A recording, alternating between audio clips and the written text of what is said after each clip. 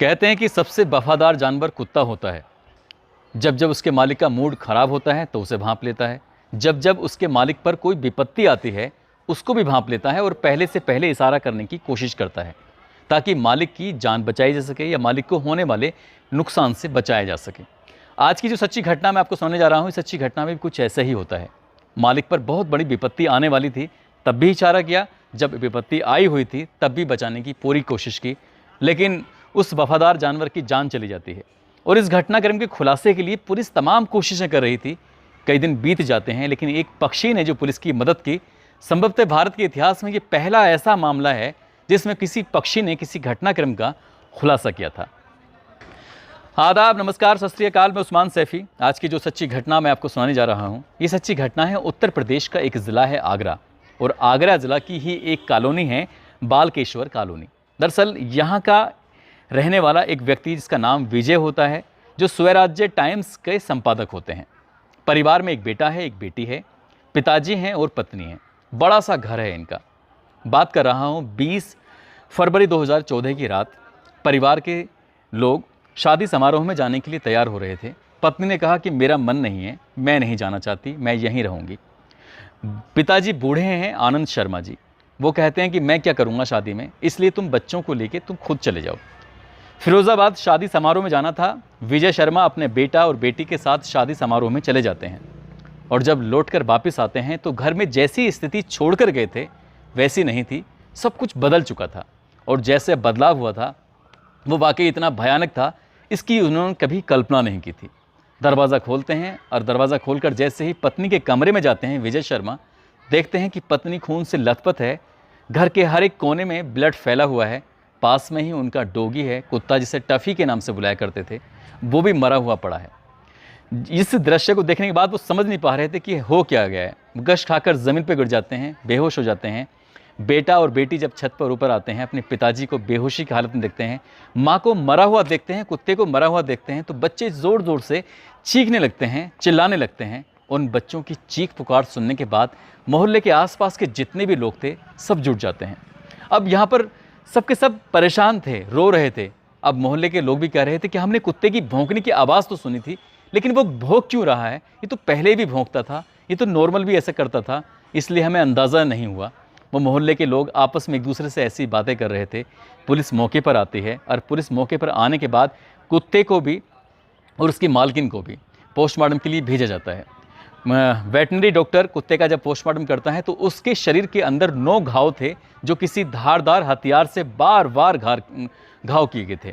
उधर महिला का जब डॉक्टरों ने पोस्टमार्टम किया, जिसका नाम महिला का नीलम शर्मा होता है, उम्र लगभग 48 साल के आसपास होती है, तो उसे देखकर पता चल रहा था कि महिला ने अपने बचने के लिए तमाम कोशिशें की थी, फाइट की थी, लेकिन फाइट करने के बाद भी वो बच नहीं पाई, और हत्यारों ने उसको 1-2 नहीं, लगभग 14 चाकुओं से वार किए थे। उसके शरीर के ऐसा कोई हिस्सा नहीं बचा था जहां उसके शरीर को गोदा नहीं गया था। घटना तो हो जाती है, घटना किसने की है, इस घटना का खुलासा करने के लिए पुलिस ने परिवार, रिश्तेदार, दोस्त, जितने भी लोगों का इस घर में आना जाना था, हर किसी से बातचीत करने की कोशिश की। हर एक पहलू पर पुलिस ने जांच की।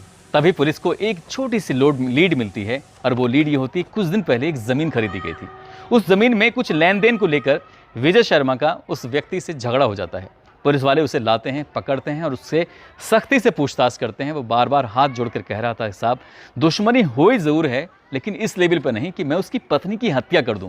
पुलिस वालों के पास मजबूरी थी और कोई सबूत नहीं था, उस व्यक्ति को छोड़ना पड़ा। इसके बाद पुलिस 1-2 दिन, 2-3-4 दिन इस तरह लगातार गुजर रहे थे, लेकिन पुलिस को कोई सफलता नहीं मिल रही थी। इस जिले के उस वक्त थे एसएसपी शलभ माथुर। शलभ माथुर ने एक टीम गठित की और कहा कि मैं इस घटनाक्रम का खुलासा चाहता हूँ, किसी भी तरह से, मुखबिर हो, कुछ भी हो, जाकर कहीं से भी इस घटनाक्रम का खुलासा करिए। पत्रकार की पत्नी की हत्या जो हुई है ये बहुत भयानक है, ऐसा नहीं होना चाहिए। पुलिस अपने हिसाब से जांच करने की कोशिश कर रही थी, लेकिन पुलिस को कोई सफलता मिलती नहीं है। 5वां दिन आ जाता है, और जब 5वां दिन आ जाता है, इस घर में एक पक्षी भी था जिसका नाम होता है हीरा, और वो पक्षी था तोता। इस घर का तोता जो पक्षी है, उसने अपनी आँखों से इस पूरे घटनाक्रम को देखा था, लेकिन उसने खाना पीना सब छोड़ दिया था। बार बार उसका मालिक, उसकी बेटी, उसका बेटा उसको खिलाते थे, कुछ पिलाते थे, लेकिन ना खाने को तैयार था, ना कुछ पीने को तैयार था। घर वाला भी रो रो कर उनका बुरा हाल हो जाता है। जब बुरा हाल हो जाता है। लेकिन इस तोते की एक खास बात थी जिस पर सिर्फ एक ही व्यक्ति की नज़र पहुंची थी, वो विजय शर्मा की। दरअसल घर के अंदर मेहमानों का आना जाना था। हालांकि 3 दिन तक ये घर सील रहा था, ताकि सील रहने के दौरान इस पुलिस वालों ने घर से सबूत जुटाने की तमाम कोशिश की थी, फिंगरप्रिंट्स उठाने की कोशिश की थी। लेकिन पुलिस को ये पता जरूर चल जाता है कि लूट के लिए हत्या हुई है। हत्यारे कौन थे, उन हत्यारों का तलाश करने की पुलिस लगातार कोशिश कर रही थी। पुलिस को ये भी मालूम हो गया था कि लूट तो सिर्फ एक बहाना था, हत्या में जो भी हुआ है किसी ने ज़ाती दुश्मनी निकाली है। अब पुलिस इसी पहलू पर जांच करने की कोशिश कर रही थी।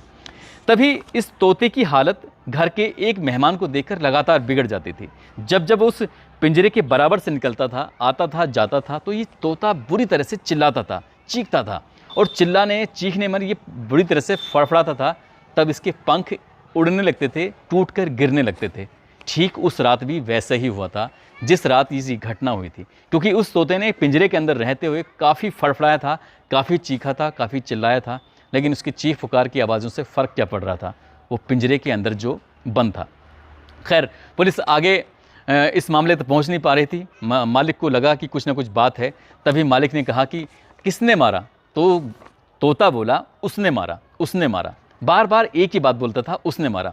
अब ये किसने मारा, नाम एक लेते हैं, घर में हर एक सदस्य का नाम लिया जाता है, घर के अंदर आने वाले हर एक शख्स का नाम लिया जाता है, जो रिश्तेदार थे उनका नाम लिया जाता है, जो दुश्मन थे उनका भी नाम लिया जाता है। विजय शर्मा लगातार नाम ले रहे थे। नाम लेते लेते जब आशु का नाम लेते हैं तो कहता है उसने मारा, उसने मारा। बस इतना कहते ही वो काफ़ी देर इस वक्त को बिताने की कोशिश करते हैं। बाहर से आते हैं, फिर कहते हैं आशु, तो कहते हैं उसने मारा, उसने मारा। जब तोता एक ही जुबान, एक ही बात बोल रहा था, तो ये सीधा एसएसपी के पास जाते हैं विजय शर्मा, और एसएसपी से जाकर कहते हैं कि कुछ अलग है, आप देख लीजिए, यहाँ से आपको कुछ सफलता मिलती है तो देख लीजिए।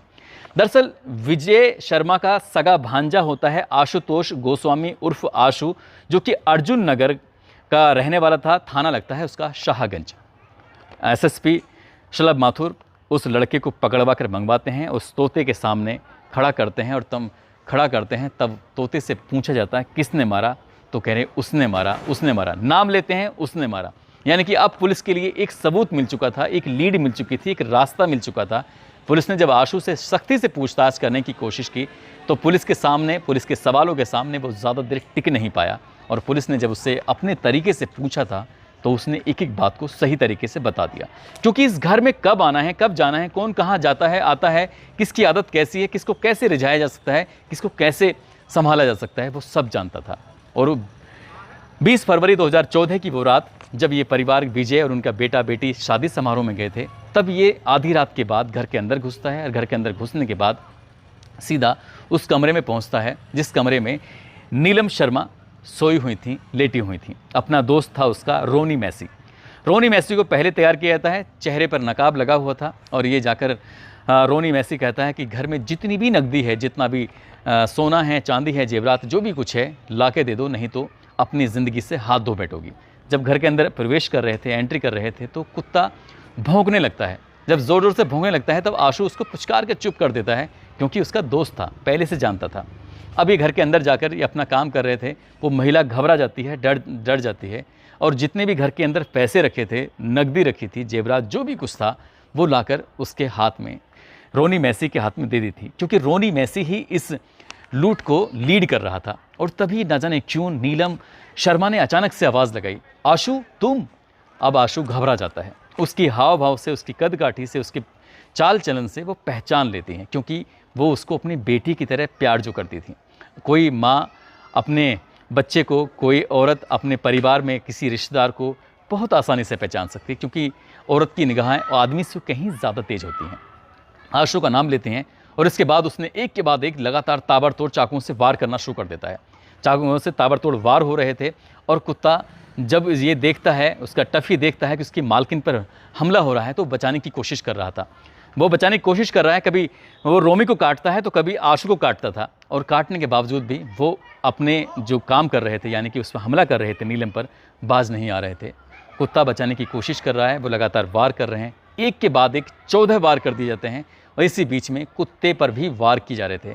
कुत्ते ने अपने मालकिन को बचाने के लिए हर तरकीब अपनाई, हर तरह से कोशिश की, लेकिन वो बचा नहीं पाया। लेकिन अपने मालकिन के लिए उसने जान जरूर दे दी।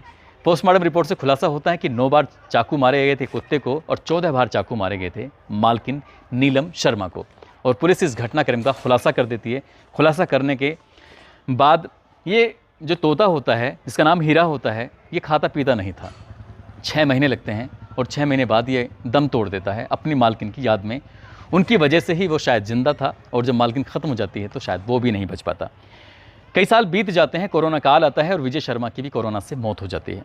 ये केस लगातार कोर्ट में चल रहा था। पुलिस इसकी चार्जशीट दाखिल करती है, एक एक सबूत जुटाती है, गवाहों को तैयार करती है, और उसके बाद 23 मार्च 2014 को विशेष न्यायाधीश मोहम्मद राशिद इस घटनाक्रम पर अपना फैसला सुनाते हैं।